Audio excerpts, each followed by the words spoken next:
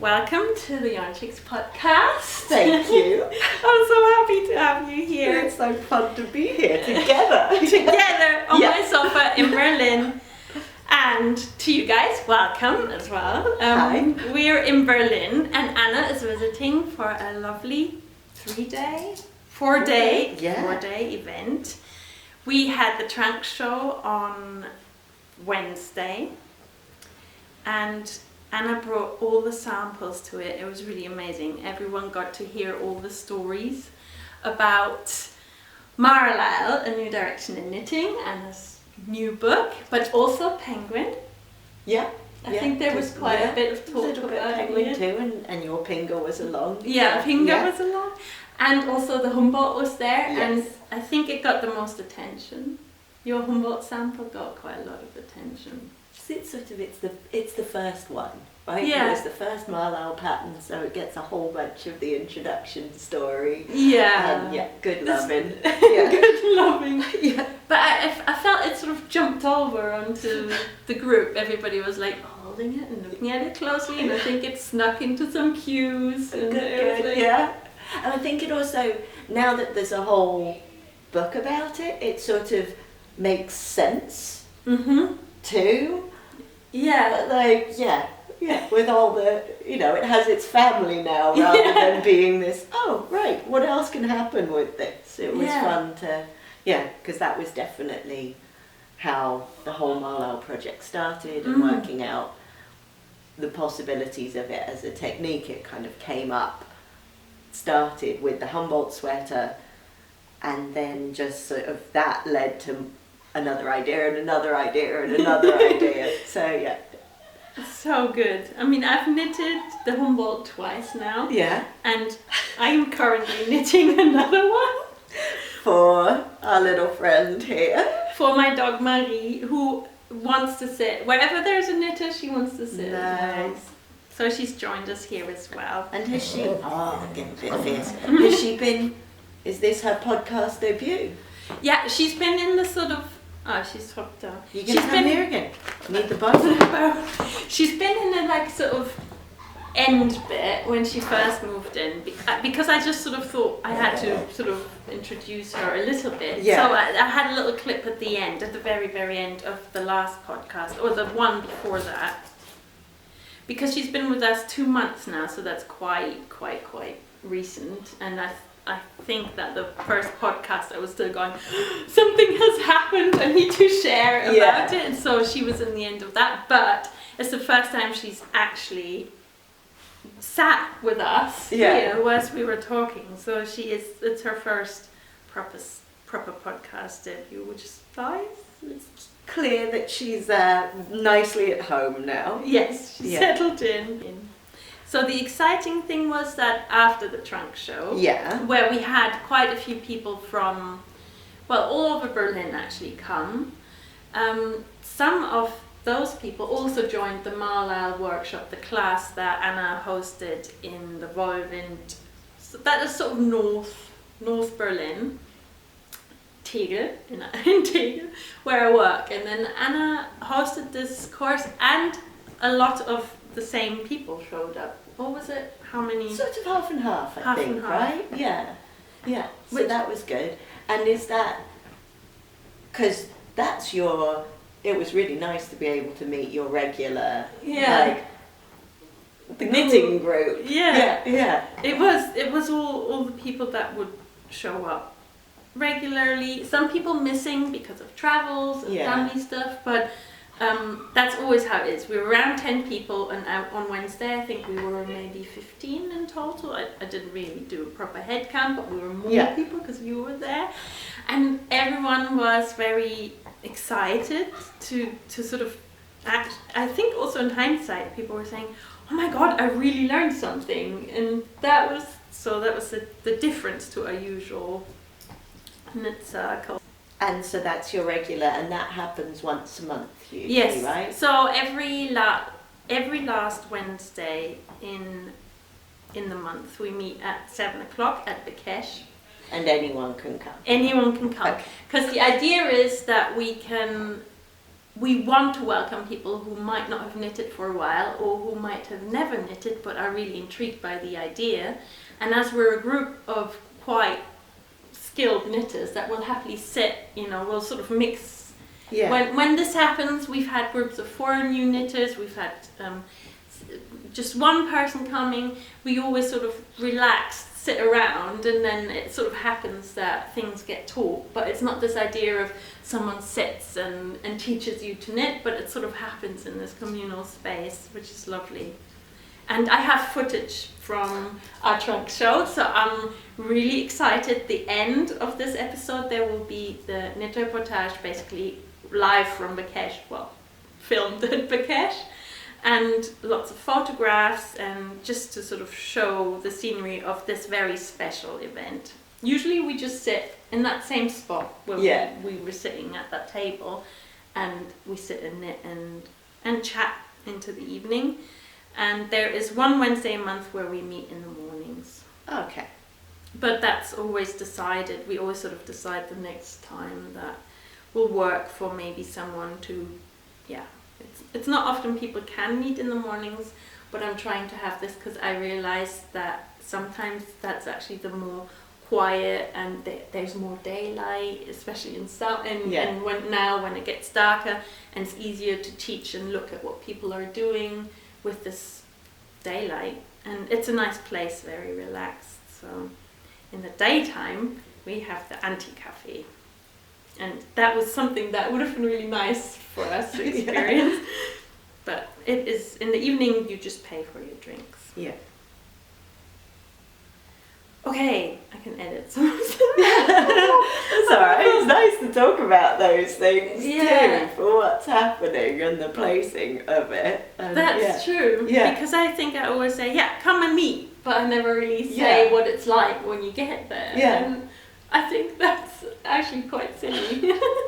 People should know it's like a very, we basically sit and knit and have coffees or teas, and often there's also kids, and it's quite lively. Because those things are nice to know, because that's also like part of why a different time frame works too. Like if you have it in the morning, people can bring their little kids. They don't need to work out where to put their bigger kids. Or if you're doing dinner or partners or whatever it happens to be, evenings aren't always the easiest time. In the same way, for a different set of people, mornings aren't the easiest of times. But I think the more that I always think, like when I'm out and about, you kind of go, like even being in Berlin and walking around Berlin, you go, what are all these people doing in cafes? And then you're like, oh, in the middle of the week, in the middle of the day, randomly. And then I'm like, oh yeah, I'm here. And it's like, I'm not the only one, right? And I think that's sort of similar with a lot of knitting things too, right? Like we all get really caught up with this idea that like, oh, I do this wrong or I do that wrong, or how does this happen and that. It's like you're never the only one. There's always others. And I think that was actually the intention also, was to have things sometimes on the weekend, and to be quite flexible and not too set. So that it does open up to more people, and it has been really exciting to have people come in and that sort of new knitter, the excitement of making your first work. I think that was really nice to support, even in this sort of small way of being present whilst it happened, because most of the time people also come and then they remember the stitches, and it's not I often go, it's like cycling. Once you just hold it all, or once you sit on that bike, you might still be scared, but you're going for it. And it's just that sort of jumping into the cold water that our group is trying to really enable, which, yeah. And obviously then seeing all the Mala stuff was extra inspiring, because I know lots of people get scared of new techniques or moving on, knitting garments and sort of the next step. Yeah. And I realized sometimes they need to see all this live and go, oh yeah, this is so inspiring. Yeah. I want to try. Yeah. And that's the nice thing, I think, with samples too. That's why knitting festivals and yarn shops I think particularly yarn shops, because you get all of the ongoing support by visiting them, right? But when they have samples there, you get to pick them up, you get to look inside them, you get to try it on and go, okay, do I need to wear a bigger one or a smaller one? And like Marlisle, because, it has this sort of newness about it, but it's totally and absolutely simple, right? Because really, you're using two colours.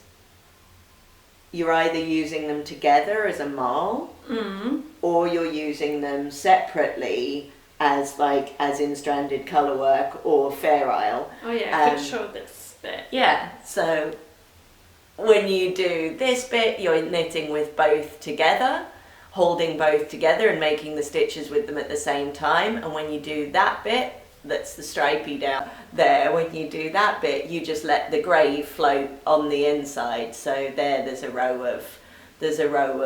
of floats there. And obviously if you wanted it totally reversible, you could double knit that section there, but for ease and on the inside of a sweater, that's not necessary. So you let it float behind at the back. And so you could also do that stripe in grey instead, or have like a limey one there and then a grey one there. Yeah. So what you're doing is you're using two colours with the option of turning them into three, because when you use them both together, they work like they create another third. A new plane. A new color, and in most cases, in the samples, there's also a new texture. Yeah. So that is also always quite nice. You have this. Yeah. In this case, the garter. Yeah. Ridges. Yeah. Or even the ones that were pearled, and then you'd have the knit as the stripes, like in the midstream. Yes. Yeah. Yeah. So some of them. It's usually having the textural difference between garter stitch and then or reverse stocking stitch, so the pearl side of knit in the round. So they're all patterns that are knitted in the round. And I don't know, I think when we all get a little bit, it's easy to get like, oh, that looks like it's beyond me. But if you think about it, like, that's how millions of people have dressed themselves over the years. Like, you'd have to be pretty special if you couldn't, right? I don't know. I mean, not specifically Marlisle, but, jumpers and socks and things. It's not... Of course, some people get extra into it and enjoy the puzzling of it and the specific technique, but it's just, like, it's a very accessible thing to do. If you want to, it's not for everybody. No, but in the end, it's knitting and purling and controlling your float. Having a sort of color work experience might help, but also you can learn it. Yeah. I mean, that's how it felt for me, because the Humboldt sweater I knitted, that was my first sweater, and it was just like, this is the one I want to knit, so I'm gonna knit it. With all the troubles that it took me, the journey was sort of the joy of it, and the joy of wearing it now is obviously like, I did this, I made it. And it worked, it worked. Yeah. And I made a second. Yeah. And I'm making a baby one for the dog. So, you sort of open up towards new things by just sort of diving in. Yeah. Maybe not thinking all the time. Yeah. You're sort of making That's what I realized definitely at the trunk show and yesterday in the shop before we had the workshop. People were meeting your Marlisle projects, be it in different samples or just flicking through the book. And I could see people were falling in love with certain things. And once you're in love, you want to make it, and then you go and get the yarn and you make it possible. And travels that way. And so I think that's just what it is. Sometimes you have to just take the risk of going, I'm going to do it. Yeah. Yeah, I've got Amelia, who in Sweden, who's designed the Palmetto cardigan. Oh yeah. And so her partner is a knitter, and he's making a trembling sweater, and I think it's his third project. Amazing! Which isn't, I think like you can jump in, right? I think that those are things that we all, because we do all approach things a bit differently. Right, and like some people are happy to just knit hats or scarves or socks their entire. That might be what they're satisfied doing, and then somebody else will jump in with their second project being a sweater, right? Yeah. Like, okay, and that's how you learn things, and So I sort of think about it as it's like I like making patterns for an adventurous knitter, right? So it's not impossible. I sort of feel like anybody at any level will get something out of it. Yeah. Right? Like even if you know a lot, there'll still be something that's a little bit of a different way. Or even if it's just the idea of the two colours and the third being the two melted together. I mean, that is also, some people wouldn't consider that. Yeah, think about that. And I think I like the idea that there's always, with knitting, that there's really always something new to learn, and that can come to you at any point regardless of how long you've been doing something or not. And then rather to have things that are like beginner. No, I think there needs to also be, so an adventurous beginner or sort of, a couple of projects in can tackle it, but it's also about providing inspiration and satisfaction to people who've been knitting a really long time.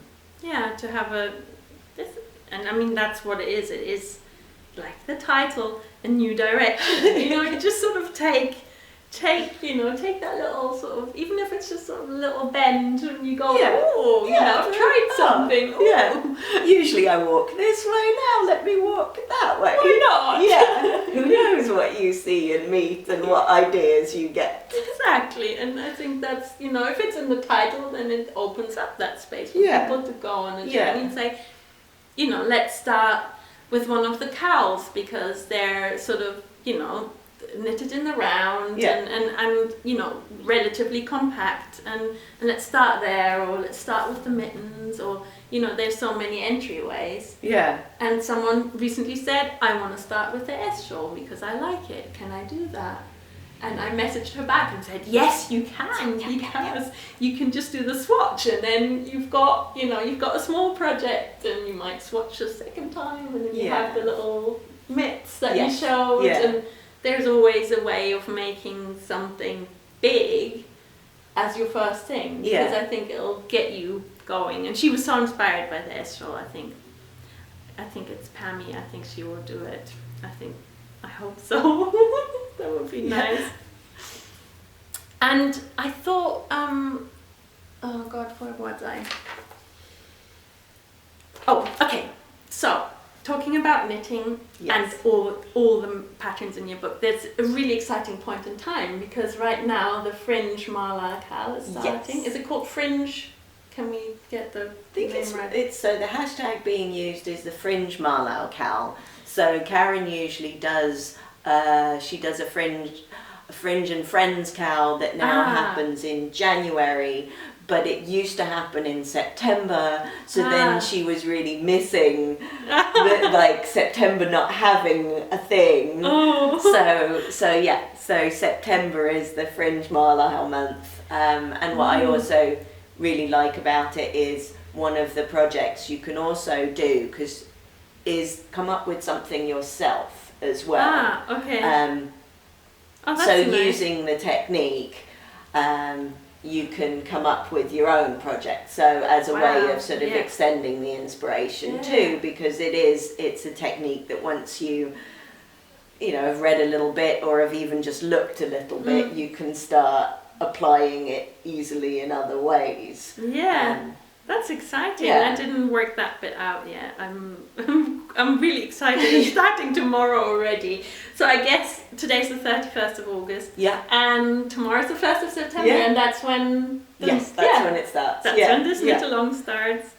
And I find it's one of the things for me about knitting, as maybe some people watching my podcast might know, that I love a knit along. I will go along with anything. But I think it came from starting on the Penguin knit along, so I still really miss that crowd, and I think I might find a little bit of this through the Fringe Marlatal, because Jenny is going to knit along in that, and I will obviously join. So it would be nice to knit alongside Jenny again somehow. And this is amazing, because the community that grows from these events where we all sort of, we have our own projects, we sit on our sofas. Yeah. Or on our trains and buses. But it sort of brings us together. Yeah. And that's what I felt you really, for me, that was really the start with the Penguin Cal, feeling that sense of community. So I'm really excited that you have this big, more community growth happening. And because you've been doing a cal too, you've had a sort of a rolling S-cal. Yes, and that's still open. The S-cal, which started as part of the Jabo Rotterdam Marlatal, so it was sort of like a mini subgroup, but I always thought, let's leave it open. Yeah, because that was February, right? Or March? Yeah. March, because the book came out in February. Yeah. So and it's like it's having its and now it's having its like 6-month birthday. Yes. It's like it's half a year old now. Yeah. More knit along. Yes. And I'm gonna knit the S shawl again, because I have the wool from Louise that she gave me. Nice. That's Louise Southdown. Southdown, and is actually the original from your book. Yeah. And I got the Daughter of a Shepherd to complement it, so I'll have like an original S. So in the specified specified original yarns, and a really small one, because I think that's manageable in a month. And it's a shape. It's the small sized shawl. It's actually like a nice scarf or a shawlette.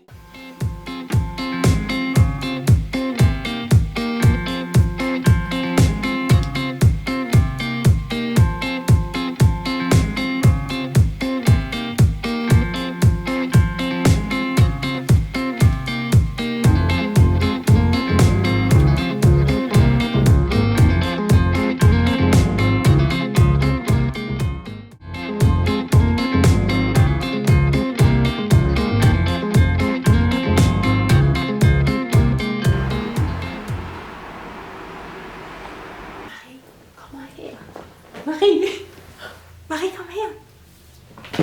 Maybe she's going to sit with us now and chew it. Yeah. No, you can sit and chew it. Oh, no. We're going to have to do this in the little bit of time we still have. Yeah. So, what did we want to cover before we start? Because you and I can probably talk for another 5 hours. Yes, we can carry on and talking. Yeah. I was excited to find out about your last photo shoot in Mandy's garden. Yes. Because I thought it was just so lovely when Saskia visited you, who also is knitting or knitted a lovely S shawl as part of the S club. Yes, so Saskia has Jamol in Rotterdam. That's her yarn shop. And we've become good friends too. And so when she came to visit in London, we got together with Emma, who's Emma Knits Things on Instagram, and Mandy, who's Knitter, and Mandy has an amazing allotment over on the west side of London. And we got together and did some natural dyeing. That's so exciting. I loved seeing the pictures. I was basically there with you guys. Right now, I'm going to let Anna tell you about it, and I'm going to take Maria, I think. We're just going to bark in dog here. That's all right. Yeah. So we collected. Well, so on the way, Emma had collected dock leaves, which dye an incredible like golden, like old gold yellow kind of color, and nettles, and they make a really dark green. I think particularly there was some rusty nail water to go with it. And then avocado pits. Ooh, and I'd never done that before. It's really funny, they go all mushy. And so I've been working on a pattern with that. Oh, amazing. Yeah, because then Emma went off afterwards and dyed some with mugwort, which makes it almost like a really paler version of that one. And then so the next day we all got together again, Saskia, Emma and I, and Helen of the Wall Kitchen, and we went to, it was the first week that the Frida Kahlo exhibition was on at the V&A, so amazing. We went to see that, and on the way back Saskia and I walked through Hyde Park and there were these walnut trees, and so we picked green walnuts. And they make this absolutely gorgeous caramel. This is Tulliver yarn, which is dyed with wool. So the colour that we've got on it is that Emma got out of it is much more like that one there. So it's sort of different seasons and different yarns and different dye pots and things. So it's it's totally like if you let sugar go too long. Like real caramel brown. So with amazing. Those 5 colours, and now Emma's dyeing a little bit more so that we can make kits so that she'll have kits for that hat pattern. And exciting. So it felt like it made sense to do that when Jenny Reid was down from Scotland, because she's just become a double grandma.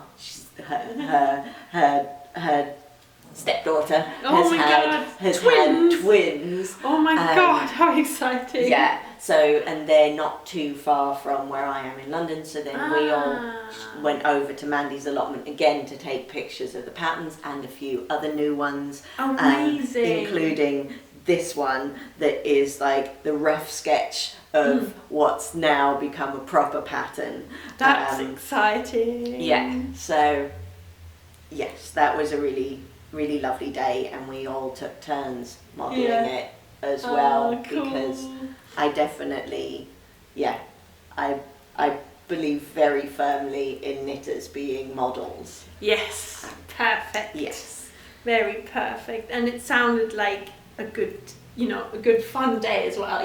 Full of work. Yeah, but also full of excitement. And also I was very. From afar, I was watching and I thought, oh my god, this looks like so perfect.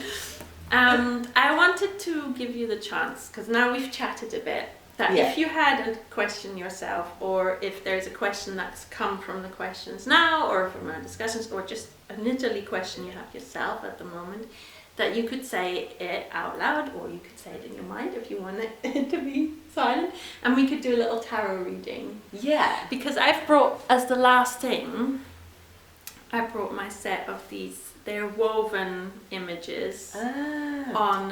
Oh wow! Yeah, they're really, really nice. And is that a monkey? Yeah, I think there was a monkey. No, a sloth. Sloth. Okay. So in this, the hanged man, which is usually quite a scary image, is this really lovely hanging sloth, and you can just think about what the card actually means. Yeah. And because it doesn't mean a hanging man, or that sort of image is always so cruel, so I love this set. It's a different one. Yeah, and it's more friendly, so you can just think of a question. Probably our last minute. Yeah. Should we stop it going just in a minute, or I didn't even start the timer. So it's 1:15. We should be going. Yes. So we'll do it if you want to. This is your option, and when it's up to you. Basically, we can also say goodbye. We can say goodbye with a card. Yeah, we say goodbye with a card. Yeah. So do I pick the goodbye card, or do I have a question that I pick and then? I think that would be good. If you have a question, then I would really love to. So I'm trying to formulate it as a question, but I think what I've been doing a lot of thinking about is how timing and knitting go together. Because part of the reason why we do it is because it's like this really slowing down from our everyday lives, which seem busy, and it's like this focused, slow thing. But yet everybody gets really involved about like doing it quicker or finding a faster way, right? And you and I are sitting here, I'm throwing and you're picking your stitches, and there's always that. So I don't know, like, and it has to be a specific question. I think it's a good one. It's about timing and knitting. Yes, and it's about speed and how. Yeah, because I think timing, knitting, speed, and rest. Slowness. Like rest and enjoyment. Okay, joy. Yeah. Speed and joy. Yeah, because I think speed and joy can go together. Yeah, but not. Not always. Yes. Yeah. So, rush. Yeah. Speed or rush. And maybe a little bit where it also turns into work. Okay, let's pick a card. So with your left hand. Oh, my left hand. Okay. You sort of. I always do this, but you don't have to do that. You can just also go. It's with my hand rather than my eyes. Yeah. But you can also do it. And make a card. Staring at it. Yeah. Okay. I think that one's calling out to you. Yeah. Which one is it? It's the Empress. The Empress is one of the cards I really know, so it's yes. And it's actually the card that I drew in the very first zine. That is the Empress, and it's all about taking control of your own creativity and you know, womaning it. You know, being the, you know, the ownership, the creativity, the flow, and the fruitfulness of sort of being your own leader. You know, you choose your speed, you choose your time, and you choose for it to make you go into a rush or for it to stress you out. And this is sort of saying, you know, own it, you know, own it in the best possible way of it being fruitful and freer and creative. Also, I think the Empress is, you know, seen as the, you know, the person sitting on the throne and wearing the crown. I think she's really relaxed. She's super cool. She's like, just like sitting there and going, you know, it's in a flow and I'm in control of it. And kind of, it's a really nice card. And underneath the leggies are going like that, like a duck. No, I think in her case, she's got people doing it for her. I think she's just going, well, the bit I don't like, I'm going to just say, you know, come on, help me out. Help me out here, love. So I think, work-wise, I think that means when you need help, get help. And when you can create that network for yourself, then... It's a lovely network. Yeah. Thank you so much. Yeah. I'm glad that card came out. It's like a really happy card, which we're going to say goodbye with. Bye-bye. Bye-bye. See you soon again. From you, me, and the Empress. Yes. Bye-bye.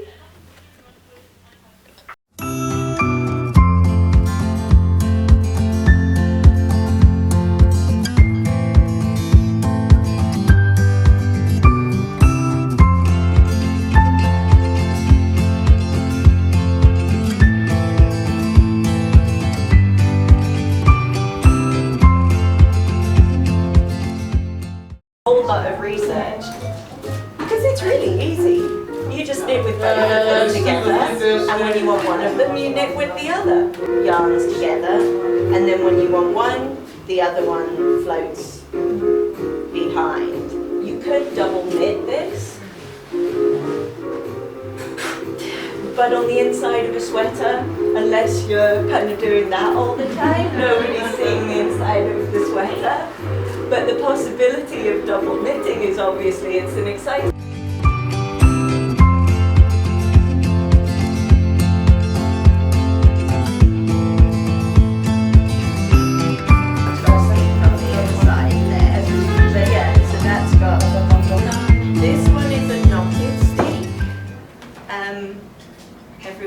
familiar with steeking? It's where you cut. Yeah. So it means you can knit in the round, and there are lots of ways to do it. This one is the knotted steek, which you've done for the S shawl. Well, this one's your one, right? Yeah, you hold that. So there's a big one and a little one there. And that was thinking about shawls being good on both sides, because you always see both sides.